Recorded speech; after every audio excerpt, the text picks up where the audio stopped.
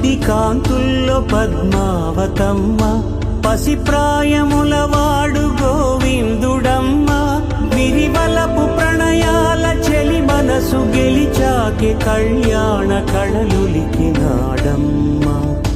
ఆకాశరాజునకు సరితూగు సిరి కొరకు రుణమైన వెనుకాడలేదమ్మా.